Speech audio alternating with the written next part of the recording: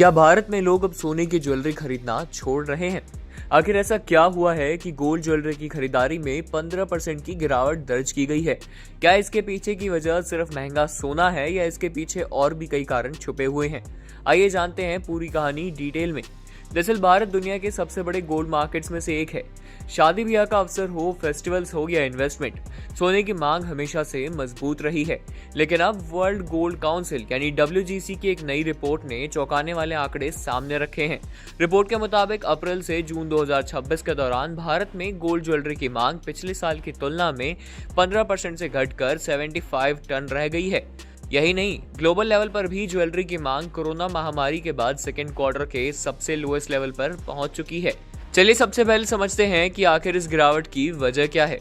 बता दें कि रिपोर्ट्स के अनुसार इसकी सबसे बड़ी वजह है गोल्ड की लगातार बढ़ती कीमतें।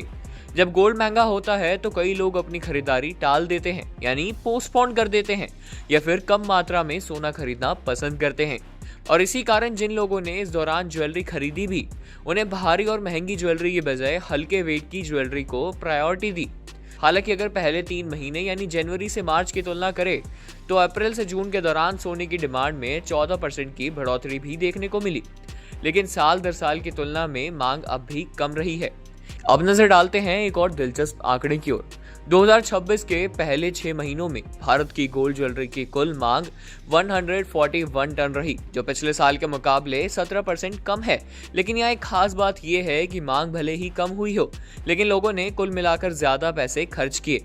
सोने की ऊंची कीमतों की वजह से गोल्ड ज्वेलरी की टोटल वैल्यू 26% से ज्यादा बढ़कर लगभग 21 अरब डॉलर तक पहुंच गई है। यानी लोगों ने कम सोना खरीदा लेकिन उसकी कीमत ज्यादा चुकाई। वहीं अगर हम ग्लोबल मार्केट की बात करें तो अप्रैल से जून के दौरान गोल्ड में टोटल डिमांड करीब 1269 टन की रही, जो पिछले साल के लगभग इक्विवेलेंट है। वहीं गोल्ड ETF, गोल्ड बार और गोल्ड कॉइन्स में इन्वेस्टमेंट घटकर 262 टन का रहा। हालांकि पहले पूरे 6 महीनों की बात करें तो गोल्ड बार और कॉइन्स में इन्वेस्टमेंट पिछले साल की तुलना में 21% ज्यादा दिखाई दिया। इतना ही नहीं, इस जारी हुई रिपोर्ट में एक और अहम बात भी सामने आई है। दुनिया भर के सेंट्रल बैंक लगातार गोल्ड खरीद रहे हैं।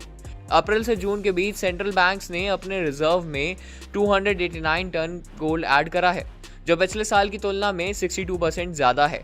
और इसी दौरान रिजर्व बैंक ऑफ इंडिया यानी RBI ने भी 200 किलोग्राम गोल्ड खरीदा। ये तो रही गोल्ड ज्वेलरी के ट्रेंड्स की बात। लेकिन अब एक सवाल अभी भी बाकी है कि क्या आने वाले महीनों में ये ट्रेंड रह सकता है। दरअसल वर्ल्ड गोल्ड काउंसिल का कहना है कि अगर सोने की कीमतें ऊंचे लेवल पर बनी रहती है तो ज्वेलरी की मांग पर दबाव बना रह सकता है। ऐसे में लोग भारी गहनों के बजाय हल्की ज्वेलरी खरीदने या इन्वेस्ट करने के दूसरे विकल्प चुनना ज्यादा पसंद करेंगे। यानी रिपोर्ट साफ संकेत देती है कि हायर प्राइसेस ने गोल्ड ज्वेलरी की डिमांड को प्रभावित कर दिया है। हालांकि सोने की इंपॉर्टेंस ऑफ इन्वेस्टमेंट और सिक्योर्ड एसेट के रूप में अभी भी बनी हुई है। तो कुल मिलाकर आने वाले महीनों में गोल्ड की कीमतों का रुख ही तय करेगा कि ज्वेलरी की मांग में फिर से तेजी आएगी या दबाव बना रहेगा। ऐसे में अगर आप सोना खरीदने की योजना बना रहे हैं तो कीमतों के साथ साथ अपनी जरूरत और बजट का ध्यान जरूर रखें।